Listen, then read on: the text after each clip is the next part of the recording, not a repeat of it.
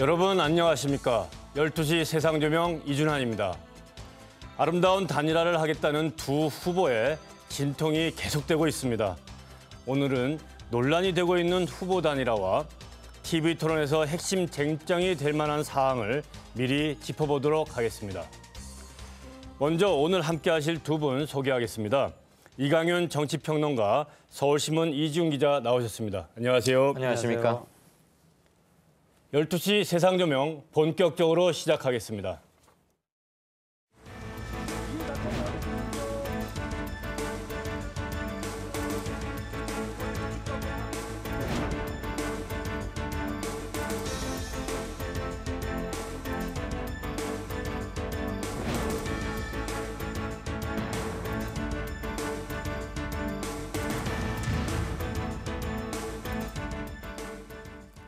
단 한 차례의 TV 토론이 야권 후보 단일화의 분수령이 될 것 같습니다.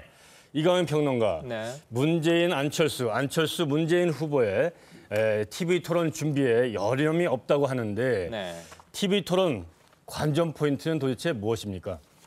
이제 몇 시간 후면 오늘 밤에 두 후보의 토론회가 열리게 되어 있는데 문제는 단일화 룰을 지금 최종 완성시키지 못한 상태에서 토론회가 열리는 거 아닙니까? 그렇죠. 그럼 아무래도 관심은 단일화 룰, 방식 어떻게 할 거냐로 쏠릴 수밖에 없는데 자칫 단일화 룰에 관한 얘기가 공방 수준으로 가열이 될 경우에 일부 역효과까지 우려될 수도 있습니다. 보는 시청자 입장에서 말이죠. 지금 불과 이 직전까지만 해도 서로 간에 날선 얘기들이 오고 가고 그렇죠. 티격태격하는 양상까지 보이지 않았었습니까? 네. 이런 것들이 모두 걸러지고 완전히 침잠된 상태에서 두 후보는 정말 자신들의 깜냥과 능력과 비전만 보여야 하는데 그런 점이 조금 두 후보를 지지하는 층에서는 아쉽게 남을 겁니다. 아마 두 후보가 토론회에서 그 점은 잘 적절히 제어할 것으로 노력은 할 것으로 보입니다만 일단 관심이 가는 대목이고요. 무엇보다도 국가 지도자가 될 만한 깜냥이 누구에게 더 있는가, 누가 더 앞으로 5년에 적합한 사람인가, 이런 것들이 최대 관전 포인트여야 하겠죠. 그리고 대통령 자질과 함께 단일화 이후에 양자 간의, 양측 간의, 양 세력 간의 협력 그리고 연대 방안 네. 이런 거에 대해서 어떤 모종의 믿음 같은 걸 심어줘야 이 두 후보를 지지하는 층 그리고 단일화를 요구하고 열망하는 층에게는 실질적인 시너지를 가져올 수 있는 안전장치가 되겠죠. 네. 이강윤 평론가. 단일화 방식을 두고 조금 전에도 거론을 좀 하셨지만 네. 두 후보 사이에 입장 차이가 좀 있지 않습니까? 그렇습니다. 이 단일화를 둘러싸고 두 후보 사이에 이런 차이, 입장 차이는 무엇이죠? 지금 가장 최근까지 진행된 바로는 여론조사만 할 것이냐 또는 여론조사 플러스 알파로 할 것이냐 가지고 네. 민주당 측에서 모든 걸 일임하겠다 했는데 이제 그 뒤로부터 조금씩 디테일하게 꼬여왔던 거 아닙니까? 그러면 여론조사 플러스 알파를 문제가 됐던 공론화 방식은 일단 그 표현 안 하기로 했고요. 그러니까 순수한 의미의 공론조사는 못 되는 것이죠. 그렇죠. 그 대신 네. 양측의 지지자를 설득하기 위해서라도 지지층의 의견은 물어야 한다라는 명분 하에 지지층 여론조사가 어떤 식으로든 이루어질 것 같기는 합니다. 지금 그거 가지고 마지막 난산 진통 중인 것으로 보이고요. 그랬을 때 표본을 어떻게 설정할 것이냐. 네. 사실 이 부분은 참 정답은 없습니다만 여기에서 마치 그 자동차가 가다가 구렁텅이에 빠진 것처럼 좀 헛바퀴를 돌고 있었는데 이게 길어지면 네. 결국은 삿바 싸움으로 비칠 수 있을 것이고 네. 그 점 두 진영에서 아무래도 한 가지 미세한 문제에서로 몰입하다 보면 큰 것을 자칫 못 보기 쉬워요. 네. 그다음에 단일화 협상 테이블이라는 게 마치 꼭 처음에는 협력할 것처럼 하다가도 작은 문제 하나가 끝까지 최종적 대척점으로 나오면 그거 가지고 승부를 보려 하게 되는 게 사실 인간 본성에 좀 있는데 그런 것들을 좀 잘 제어해야 할 필요가 있어 보입니다. 네. 이지훈 기자, 이 TV 토론에서 두 후보 사이에 어떤 것이 주요 쟁점으로 될 것 같습니까?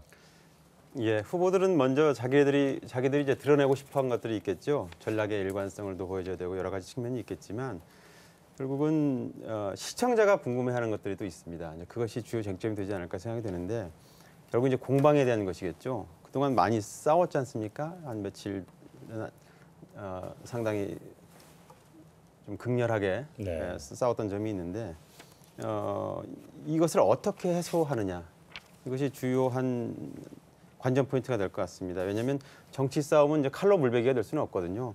뭐 서로 뭐 좋은 게 좋은 거다. 부부 싸움하고 좀 다른가 보죠. 그렇죠. 좋은 게 좋은 거다 이렇게 진행할 수 없는 것이 그러면 왜 싸웠는가를 설명을 해야 되고 그것을 어떻게 또 봉합을 어떻게 하고 가느냐. 네. 뭐 나도 잘못했고 너도 잘못했고 서로 사과하고 지나가자 이렇게 할 수는 없거든요. 왜냐하면 이렇게 근거 없는 싸움을 했느냐 그러면 어린이 싸움밖에 왜 싸웠니 그러면 이렇게 되기 때문에 상당한 명분을 가지고 그 명분을 서로 훼손하지 않는 차원에서 그것을 어떻게 해소하느냐가 아마 주요 쟁점이 될 것 같습니다. 네, 그렇지만 그러니까 오늘도 그 후보 단일화 방안을 둘러싸고 그 지리한 공방이 이어진 거라고 하는 건데 그 취재 현장에서 확인되는 그 공방의 내용 구체적으로 좀 살펴주시죠. 그 며칠 전 거슬러 올라가면은 안철수 양보론 뭐 이런 것이 있었죠. 이제 메터도라는 건데 그 당시에 뭐 조직적 세무리 얘기도 있었고요. 협상팀에 대한 폄하라든가 뭐 이런 것들이 있었습니다. 그러나 지금까지 시점에서 놓고 본다면 핵심은 이제 이른바 통 큰 양보를 둘러싼 어떤 공방이 될 것입니다.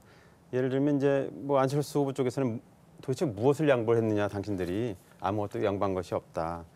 이 얘기를 들여다보면 이렇습니다. 문재인 후보가 이제 통 큰 양보를 하겠다면서 단일화 방식을 일임하겠다 네. 이렇게 얘기를 했더니 이제 알려진 것이 안철수 후보가 상식적이지 않은 요구를 했다는 것이 이제 문재인 후보 측의 주장이거든요.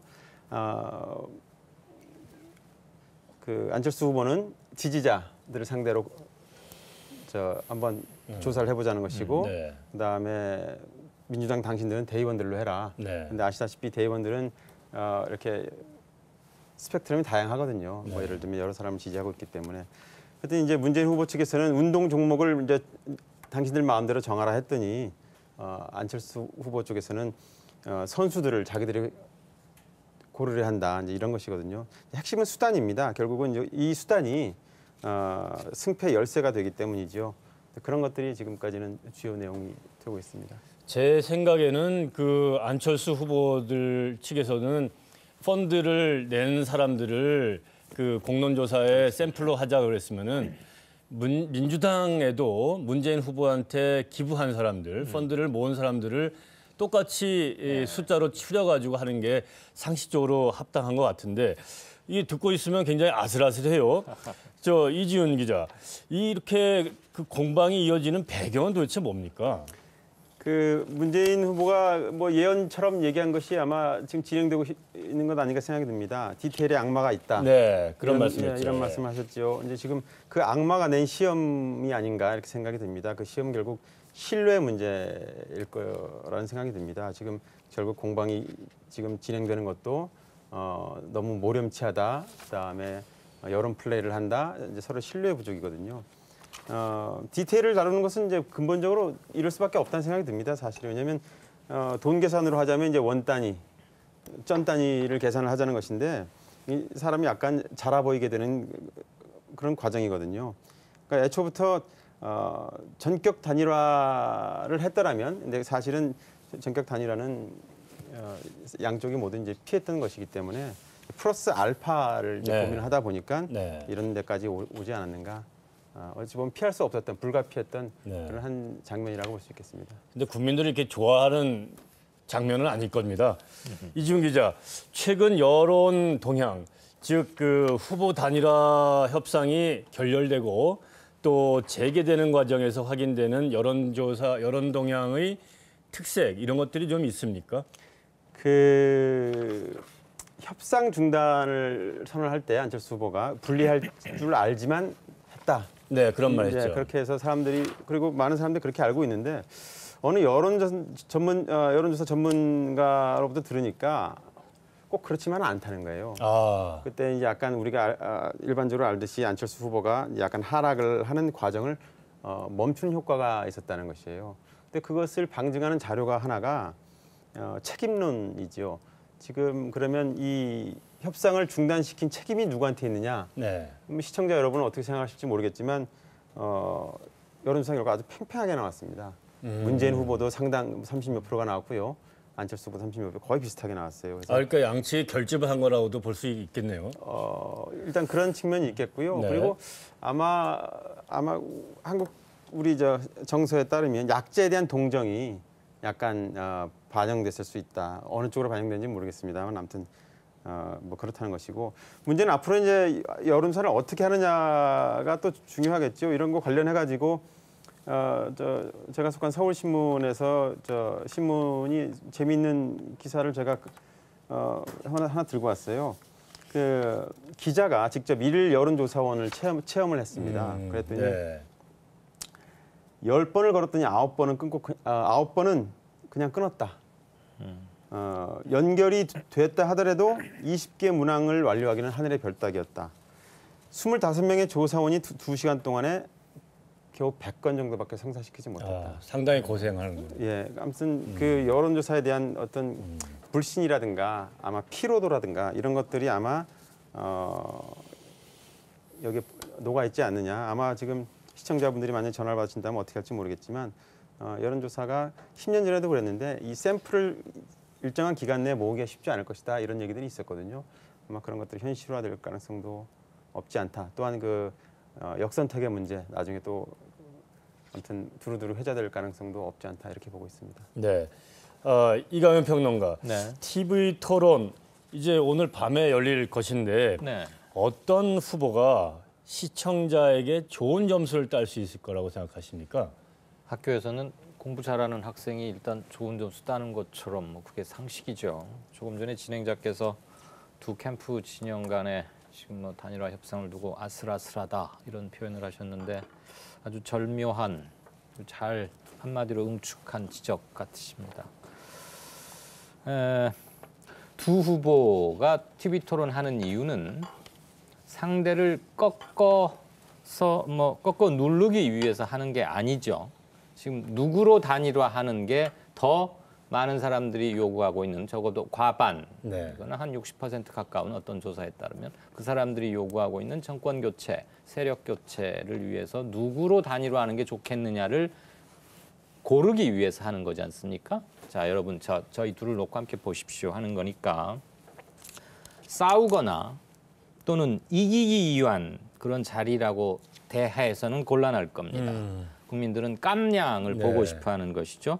그래서 자신을 특히 자신의 장점을 분명하고도 간결하게 보여주는 게 굉장히 중요할 겁니다. 더군다나 여러 번 하지 않고 딱 한 번 하는 것이기 때문에 한 두세 번 하게 되면 한 번 처음에 잘못한 거 다시 보완하거나 뭐 이럴 기회가 이젠 없는 겁니다. 그래서 내가 잘났다라거나 상대를 깎아내리려고 하는 후보는 감점당할 겁니다. 네. 그렇기 때문에 꺾어 눌러야 할 적으로 대하는 사람 가장 큰 감점 요인이겠죠. 네. 아마 두 후보 이 점 뭐 너무 명확히 인식하고 금도를 정한 채 그 안에서 잘 점잖게 하리라고 보여집니다만 단일화 룰 부분이 아직 완결이 안 됐기 때문에 그 부분에 대해서 얘기를 하다 보면 자칫 에스컬레이트 될 가능성이 있고 그렇죠. 그게 서로 상대를 자극하다 보면 아까 지적하신 대로 아슬아슬한 장면이 연출될 수도 네. 있는 네. 그 점을 많이 또 신경 쓰고 있을 겁니다. 네. 이 현재로서는 아름다운 단일화가 좀 물 건너갔다. 이런 말들도 많이 나오는데 이지훈 기자. 네. 그래도 이 오늘 밤에 열릴 TV 토론에서 그나마 아름다운 단일화, 극적인 단일화를 위한다라면 이 TV 토론회가 어떤 방향을 주력을 해야 될까요? 좀 전에 이강윤 평론가께서 잘 지적을 해주셨는데 결국 두 마리 토끼를 잡아야겠지요. 근데 이제 제가 보기에는 이제 하나는 흥행성이고 하나는 안전성이라고 봅니다. 흥행성은 극적 효과를 내야 되는 것이죠. 지금까지 단일화 과정에서 흥행 요소는 사실 없었습니다. 그야말로 그 다툼이라든가 갈등, 알력 이것이 유일하게 지금 부정적인 흥행 요소로 작용을 했는데 네. 지금 유일한 남아 있는 것이 TV 토론 하나이거든요. 그렇죠. 그러니까 어떻게든지 흥행성을 높여야 합니다. 그러니까 동시에 말씀하셨던 것처럼 안전성을 확보해야 됩니다. 상처가 적어야 합니다. 후보들 간에. 그래야만 시너지 효과가 가능하겠지요. 자, 이제 이것이 근데 사실 동전의 양면 비슷해가지고 안전성을 강조하다 보면 네. 밋밋해서 재미없고 네. 뭐하러 나와서 했니? 짜고 치냐? 그냥 둘이서 그냥 가위바위보 하지. 그런 비아냥이 나오는 것을 막기 위해서는 네. 뭔가 흥행몰이를 해야 되거든요. 아까도 말씀드렸지만 어떻게 수습을 해가느냐 갈등을 이 과정을 보고 싶어하는 것이거든요. 국민들은 유권자들은 그것을 보여줘야 됩니다. 그러나 또 이 흥행을 자칫 잘못하다 보면 어떤 뭐랄까 각본을 갖고 하는 것이 아니기 때문에 상처, 약점을 드러내는 어떤 그런 결과를 낳을 개연성도 없지 않지요. 그러니까 그런 점들이 아마 주력을 해야 되겠지만 쉽지는 않은 아주 어려운 그런 일이라고 보여집니다. 네. 이광현 평론가. 네. 이 단일화 과정에서 여론조사 방식이 어떤 식으로건 사용되지 않겠습니까? 네. 특히 이제 오늘 밤 TV 토론이 끝난 다음에 여론조사를 하게 될 텐데 네. TV 토론이 여론조사에 어떤 방향으로 또 어느 정도의 강도로 영향을 줄까요? 어느 정도 뭐 영향을 미치는 것은 명백하고요. 네. 어느 정도로 미치느냐라는 것은 어떤 정치적 상황, 어떤 정치적 지형에서 TV 토론이 있었고 그게 지금 뭐 주어진 시간의 촉박함 이런 네. 것하고도 상당히 관련이 되겠죠. 참고로 그렇기 때문에 지금 현재 시점에서 정확히 그걸 예측하기는 힘듭니다만 지금 현재 참고로 네. 지금 문 또는 안에 대한 그 각 지지층들의 공고도, 결합도는 상당히 강한 것으로 여겨져요. 그래서 뭐 큰 폭의 변화가 있을까 싶긴 한데 참고로 지난 10년 전에 노무현 정몽준 후보 당시를 조금 보면 네. 그때도 뭐 한두 번, 한 3일 정도 또 뭐 이렇게 좀 티격태격하고 협상이 중단되기도 하다가 계속적으로 정몽준 후보가 크고 작은 요구해왔고 노무현 후보는 계속 들어주는 양상으로 돼서 네. 최종 타결이 됐고 그날 밤 7시에 TV 토론이 열렸고 네. 그 뒤에 여론조사를 했는데 당시 노무현 후보 측에서 많은 걸 양보했지만 끝까지 관철시킨 것 중에 하나가 토론 후 여론조사는 그 다음 날 오후 3시부터 밤 9시까지로 한다라는 거였어요. 그럼 뭐냐면 TV 토론을 보고 나면 남들은 이 토론을 어떻게 봤는지 네. 그리고 뭐 이른바 전문가라고 하는 사람들은 어떻게 평하고 있는지를 한번 보고 싶은 겁니다. 네. 그래서 나는 이렇게 느꼈는데 저렇게 느낀 견해도 있구나. 그래서 그것을 약간 튜닝하는 경우도 있고 네. 자기의 평에 대한 관점, 토론에 대한 자기의 점수를 확인하는 과정을 거친 다음에 그러니까 약간 좀 차분한 몇 시간이라도 그걸 거친 다음에 정하게 된다는 것이죠. 그런데 TV 토론 그 직후 당시에는 네. 관전자들은 의외로 정몽준 후보도 잘했다. 그러니까 네. 상당히 액티브했고 원래 뭐 토론과 감동적인 말의 달인은 우리 노무현이라고 알고 있었지만 그 토론 한 번만 보면 정몽준 후보도 만만치 않았는데 그래서 토론 직후에는 정몽준 후보 의외로 잘했다. 뭐 이긴 거 아니야? 이런 얘기가 있었지만 하룻밤 지나고 나서 오후 3시부터 9시 조사를 할 때는 노무현 후보가 이겼다고 본 사람이 많아진 거죠. 즉 일정한 여과기를 지나고 나면 사람들이 좀 차분히 정리를 하고 남들의 견해를 참고해서 자기 결국 지지세로 돌아가는 경향이 있다는 것은 여론조사 전문가들이 누차에 걸친 그거 이외에도 여론조사를 확인해서 말해주는 거니까 참고할 필요는 있을 겁니다. 네. 후보 단일화, TV 토론회, 여론조사 이 모두 다 타이밍이다 이렇게 정리를 해보겠습니다. 네, 그렇죠. 100분 안팎의 시간에 승패가 결정되는 것이 TV 토론입니다. 이것은 총성 없는 전쟁터와 다름없는 것이죠. 말 한마디, 눈빛 하나, 동작 하나가 후보의 이미지를 결정짓는 중요한 변수로 작용하기 때문입니다. 국민의 말 한마디에도 더 귀를 기울여서 국민이 진정으로 원하는 단일화를 이뤄냈으면 하는 바람입니다.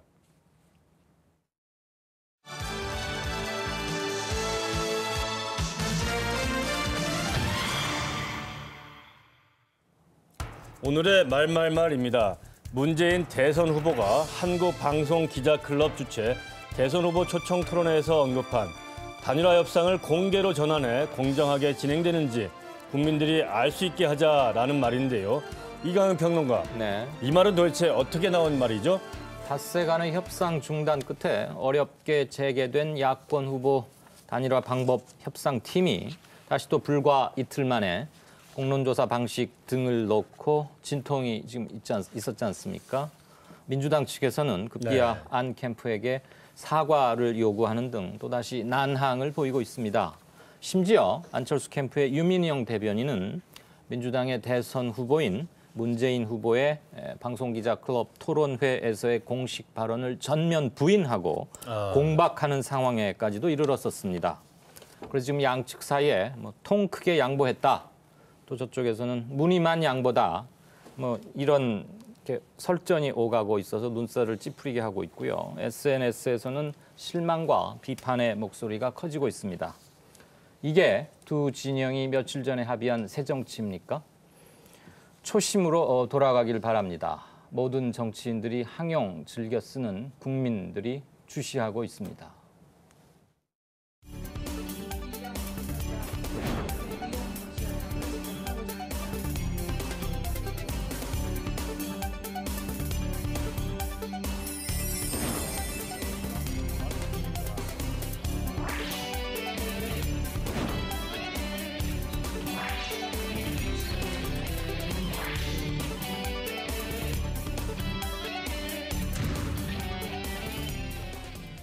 후보 단일화 관련하여 문재인 안철수 후보의 움직임이 더 바빠졌습니다.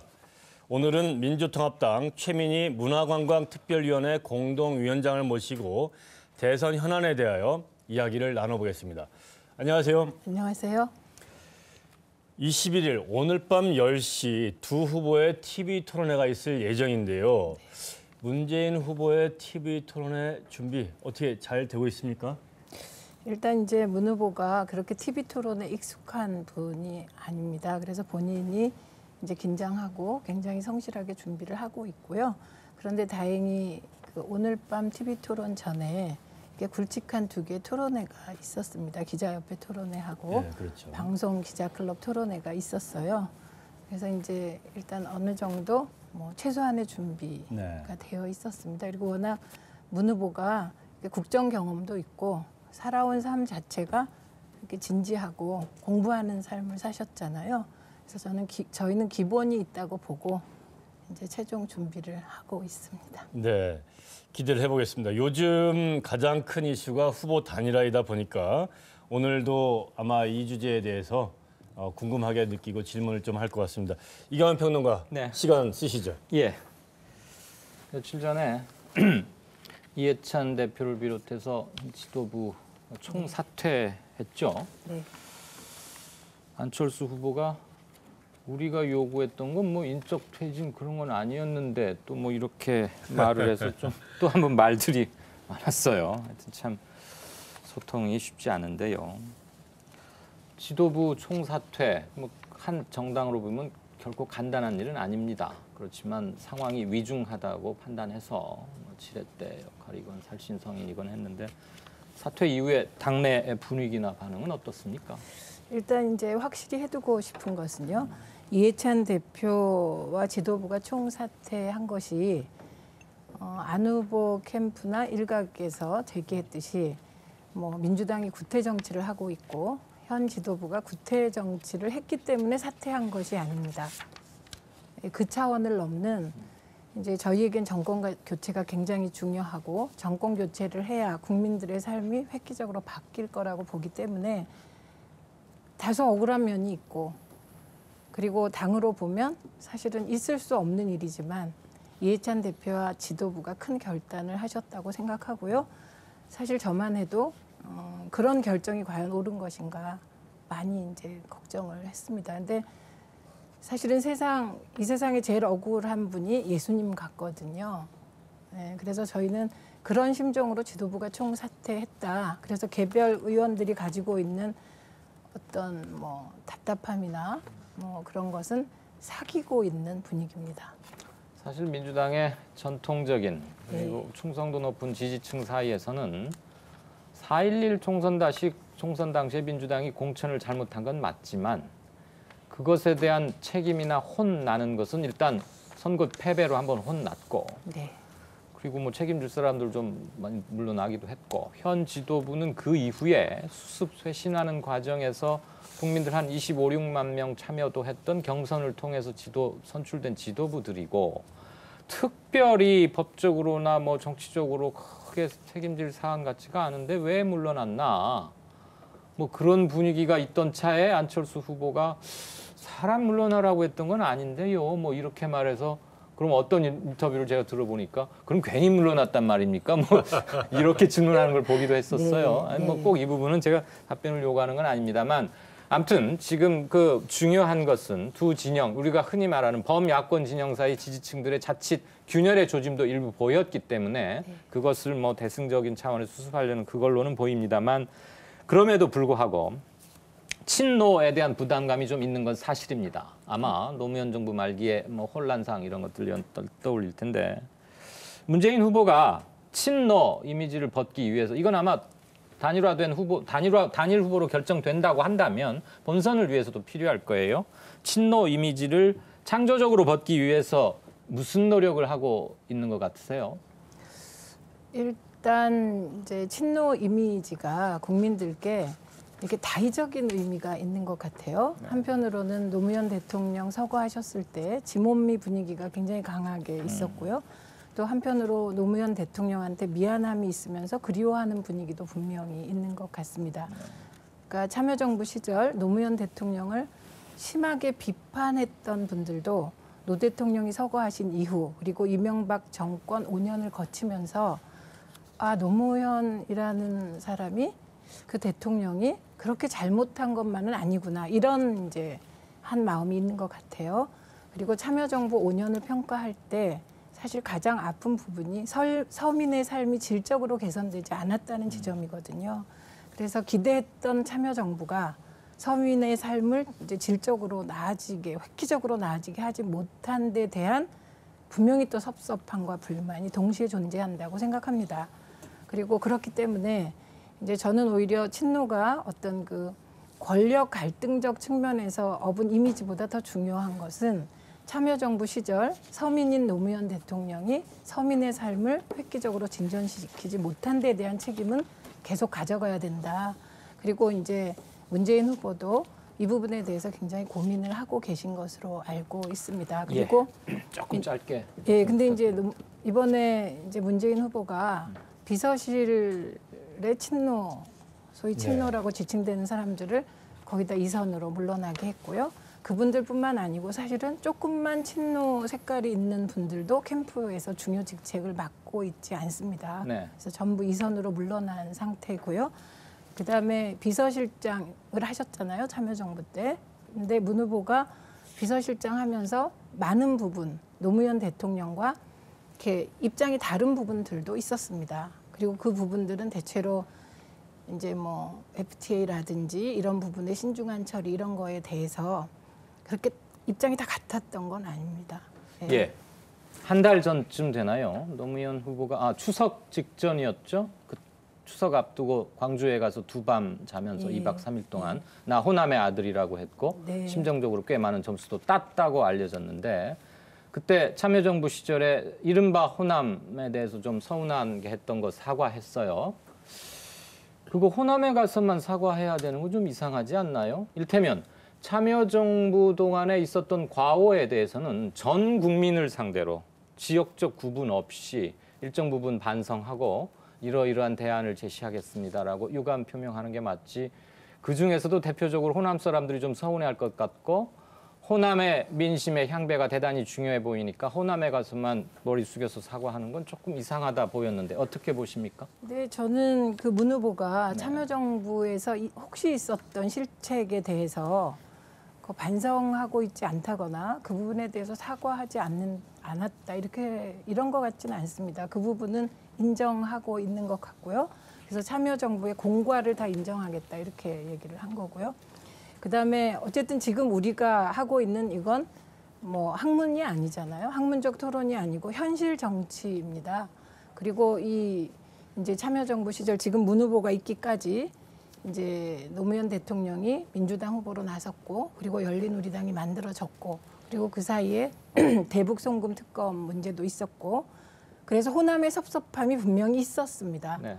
그리고 그런 사실 외에도 예를 들면 늘 정치 주변에는 사실과 다른 일들이 부풀려져서 돌기 때문에 그런 어떤 뭐 호남에 대한 인사 불이익이 있었다는 어떤 잘못된 정보들이 흘러다닐 수도 있고 그래서 현실 정치 속에서 사실이 아닌 걸 사실이 아닌 것으로 뭐 확실하게 정리를 해주고 그리고 참여정부 시절 예를 들면 깊이 챙기지 못했던 호남에 대한 어떤 배려 부분이 잘못됐다면 그거는 뭐 저는 사과하는 게 당연하다고 생각합니다. 제 질문은 참여정부의 공과에 대해서 아주 객관적으로 접근하려고 하는 자세가 일단 중요하고 과에 대해서는 특정 지역에만 가서 그렇게 확실하게 사과할 일이 아니고 네. 전국을 상대로 필요하다면 유감과 사과를 직접적 그리고 분명하게 표명하는 게 필요했다는 얘기죠. 그 부분은 제가 말씀드렸듯이 참여정부 시절에 서민의 삶이 획기적으로 개선되지 않았던 부분 이 부분에 대해서는 문 후보가 몇 차례 언급을 했습니다. 예, 알겠습니다. 그 관점에 따라서 표현이 달라질 수는 있는 겁니다만 참여정부 시절에 서민의 삶이 획기적으로 개선되지 않았다라는 것은 굉장히 점잖은 표현 같고요. 제가 점잖게 표현해야죠. 예. 또 굉장히 서민의 삶이 많이 힘들어졌다. 부동산 가격 앙등의 여파로 그걸 못 잡아서 그러니까 기대가 그만큼 더 컸기 때문에 실망도 커서 획기적으로 개선하지 못한 정도가 아니고 아주 팍팍하고 힘들어졌다라고 느끼는 사람도 대단히 많다는 걸 제가 짚어두고 갑니다. 다음 질문 하나 드릴게요. 최 위원장께서는 지난 1년 전, 한 1년 1개월 전쯤에 그 서울시장 재보선 국면에서는 무소속 박원순 후보 지지하는 캠프에 그 진영에 있으셨죠? 아닙니다. 네, 이 부분은 조금 오해가 있는 것 그렇습니까? 같습니다. 왜냐하면 네네. 이제 저는 혁신과 통합 2010년부터 네. 문성근 상임고문과 야권 통합 운동을 네, 1년 네. 이상 했고요. 네. 그리고 2011년에 혁신과 통합 예. 사무총장을 했습니다. 그리고 그 혁신과 통합에 나중에 박원순 후보가 가담했고 이제 아니, 민주당과 혁신과 통합에는 합당을 박원순 하는. 후보가 안 들어오셨어요. 그때는. 네, 그때는 밖에 그랬죠. 있었고 근데 나중에는 들어왔죠. 혁신과 네. 통합이 이제 민주당하고 통합해서 민주통합당이 되었을 때 네. 예, 그때 이미 저는 민주당에 들어와 있었던 거죠. 혁신과 통합을 거쳐서 민주당과 하나가 된 하나가 거죠. 된 거죠. 예. 그렇게 해서 민주당은 상당히 지난 보니까 민주통합당이 될 과정에서도 이른바 새 정치를 위해서 한번 몸부림을 쳤는데 이번에 또다시 안철수 후보를 비롯해서 뭐 상당수 국민들로부터 정치 쇄신을 요구받고 있어요. 물론 그건 민주당만 그러는 거 아니고 모든 정당들이 함께 받고는 있지만 민주당이 불과 이렇게 1년 사이에 새 정치의 요구를 2번씩이나 연거푸 받는 이유, 즉 잘 안 되고 있는 뭐라고 보십니까? 그러니까 저희가 통합은 이루었는데 네. 혁신이 부분적으로밖에 이루어지지 않았기 때문이라고 봅니다. 그래서 저희가 하지 못한 남은 혁신에 대한 요구가 국민적으로 분출되고 있는 것으로 보거든요. 그래서 저희는 저희가 했던 혁신과 통합 운동이 완전하지 않았기 때문에 그 불완전한 부분들에 대해서 안철수 후보와 힘을 합쳐서 계속 정당 혁신을 이루어 나갔으면 좋겠습니다. 네, 추가 질문 시간 또 드릴 테니까 그러시죠. 이지훈 네. 기자 예. 이어가시죠. 지금 이 시간은 이제 안철수 후보 캠프 입장에서 좀 질문을 드리겠습니다. 이게 또 혹은 또 새누리당의 입장이 될 수도 있겠습니다. 그러나 이제 지금 이 질의응답이 민주당이나 문재인 후보 캠프로서는 아마 반론의 기회가 될 수 있다고 생각을 하니까 부담 없이 제가 질문을 드리겠습니다. 일단 문재인 후보가 승리를 하는 것을 전제로 한번 여쭤볼게요. 안철수 후보가 총리를 맡을 수 있습니까, 실적으로? 일단 거꾸로 문재인 후보는 안철수 후보로 단일화가 되면 그 안철수 후보와 뭐 국무총 뭐 공직을 맡지 않겠다 이렇게 말씀을 하셨습니다. 근데 이제 저희 쪽에서는 가능하면 공동정부 형태를 그 적절한 형태를 구성해서 어떻게든 같이 하길 원합니다. 공동정부 형태라는 것이 유권자들, 국민들의 입장에서 총리 말고 또 어떤 것이 있을까요? 뭐 그거는 생각을 좀 유연하게 하면 여러 가지가 있을 것 같고요. 그래서 지금 그런 어떤 문제들 있잖아요. 뭐 대통령과 총리를 나눈다든지, 그다음에 뭐 어떤 형태로 정부를 구성한다든지 이 부분에 대해서 지금 사전에 얘기하는 것이 이게 다른 오해를 발생시킬 수 있다고 생각하고 이미 새누리당에서 이걸 가지고 말도 안 되는 그 비판을 하고 있는 상태 아닙니까? 그 오해 말씀을 하시길래 제가 이제 말씀을 드릴게요. 그 문재인 후보가 공직을 맡지 않겠다. 안철수 후보가 승리해서 대통령이 되면 제가 볼 땐 이 이 말이 이제 오해를 불러일으킬 여지가 있다고 보는 것이 이게 분위기가 좋아지고 문재인 후보가 지지율이 상승해서 단일 후보가 될 것 같으니까 내놓은 선언이 아니냐. 예를 들면 저 형님이 먼저 마청이 먼저 통 큰 모습을 보였으니 너 내가 저 후보가 돼서 대통령이 되더라도 너도 욕심내지 말아라. 이런 식으로 들릴 수 있거든요. 그것이 왜 또 이것이 가능하냐면 안철수 총리는 현실적으로 불가능하다는 게 지금 공론이거든요. 지금 저 김황식 총리까지 41명의 총리 가운데 대통령과 지역이 겹친 대통령은 이승만 시대 그 전쟁통에 딱 한 번이라 그러거든요. 그러면 이제 부산 대통령의 부산 총리를 뭐 국민들이 용납할 수 있는 건지. 그러면 근본적으로 안철수 총리는 시작부터 불가능한 것인데 그것이 그렇다면 그것이 국민들이 받아들이기에 공동정부라고 받아들일 만한 요소는 어디에 있을까? 여기 대해서. 그러니까 정부라는 게 예. 정부는 이제 대통령이 있고 행정각부의 수반들이 대통령과 함께 이제 행정 업무를 하는 거잖아요. 근데 저는 제 기억에 문재인 후보가 한 번도 안철수 후보에게 구체적으로 뭐를 맡으라든지 구체적으로 이런 자리를 어떻게 하겠다 이렇게 말씀하신 기억이 없습니다. 예, 없으시죠? 없습니다. 예. 그런데 이제 사실은 기여하는 방식이 과거 방식으로 총리를 한다, 뭐를 한다, 자리를 가지고 생각해야만 할까 하는 의문도 듭니다. 지금 예. 이제 우리가 한 새정치선언 보시면요. 거기에 이제 협치라든지 뭐 여러 가지 다양한 형태의 상상력을, 정치적 상상력을 발휘해 볼 수 있는 지점들이 있거든요. 그래서 저는 그 부분은 조금 유연하게 열어놓고 새로운 방식 생각할 수 있지 않을까 생각합니다. 여기까지입니다. 뭐 상상력의 한계일 수 있겠습니다. 뭐 그러나 그런 것 아무튼 같은데요. 정치 입장에서 그러나 이제 볼 때 정치가 자리 또는 일 아니고서는 어떤 상상이 가능하겠느냐 이제 이런 대목입니다. 아무튼 다른 질문 드릴게요. 아까 친노 얘기가 나왔습니다.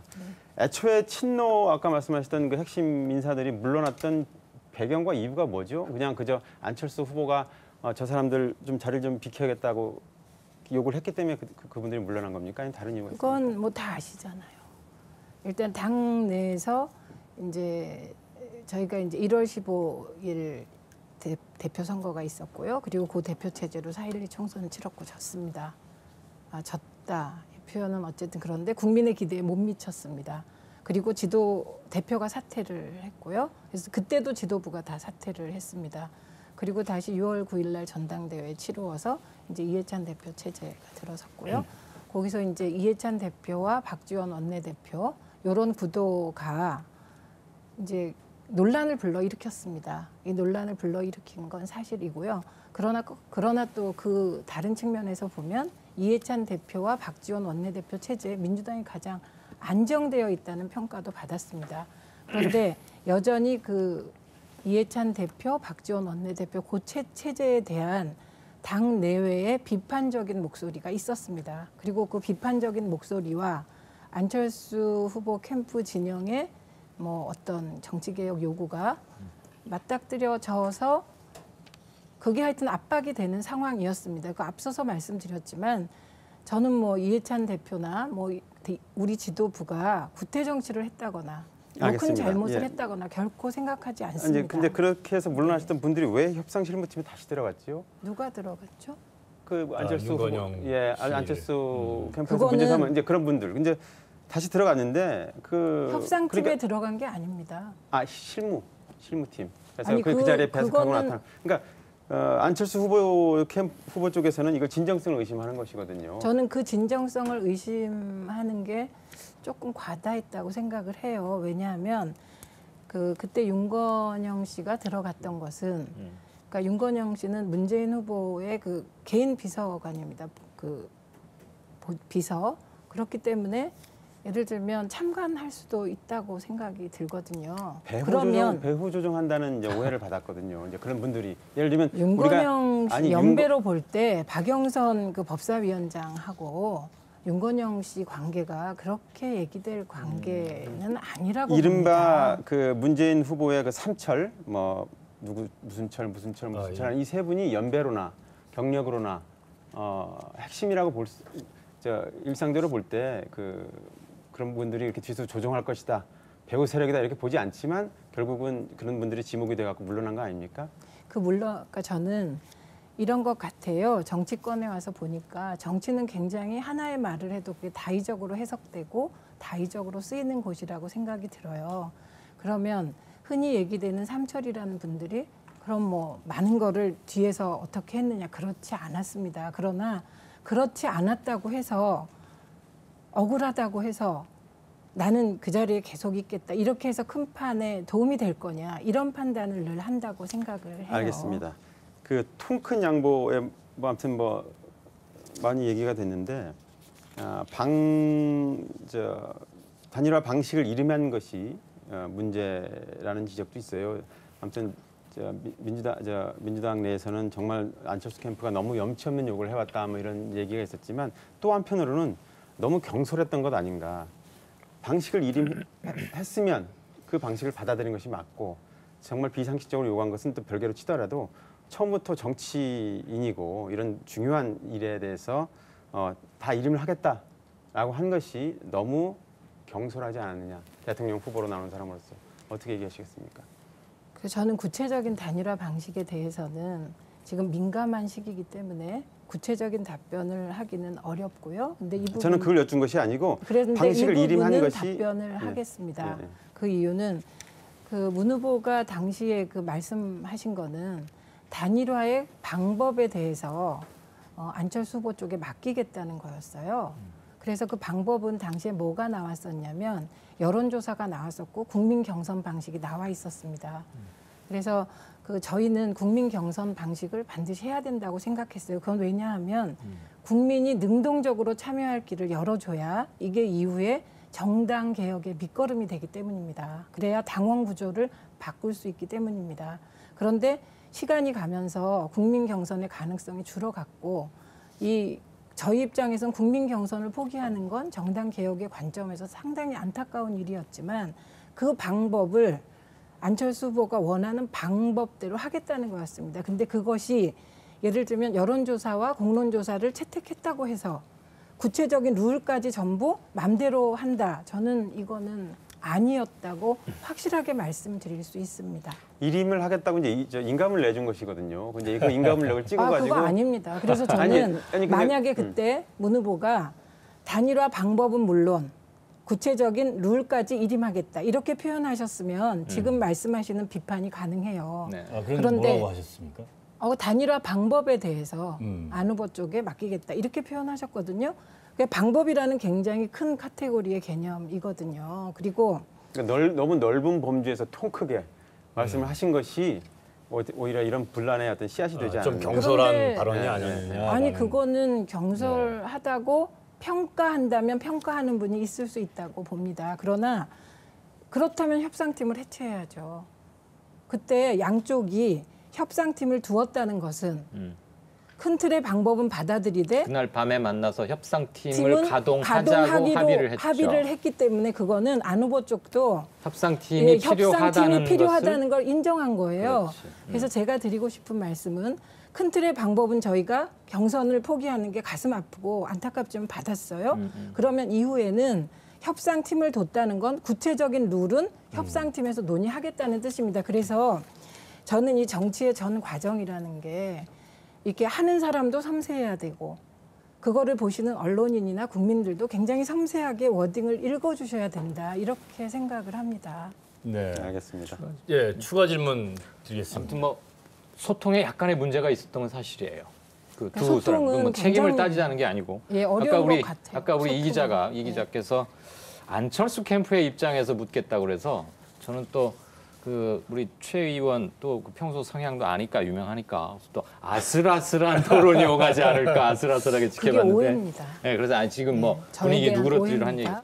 한동안 뜨거운 이슈였는데 이게 이대로 소멸되는가 그래서 뭐 좀 아쉬움을 표하는 사람들 상당수입니다.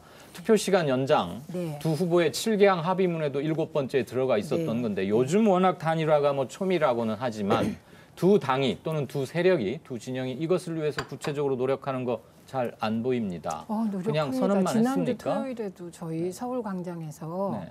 이 투표 참여 동료 대규모 집회도 했고요. 네, 네, 네. 그다음에 각 단위별로 뭐 1인 시위부터 뭐 출근길에 뭐 홍보부터 열심히 하고 있고요. 제가 예결위원으로 들어가서 사실은 저희가 그 투표 시간 연장에 따른 예산 문제가 있었기 때문에 네.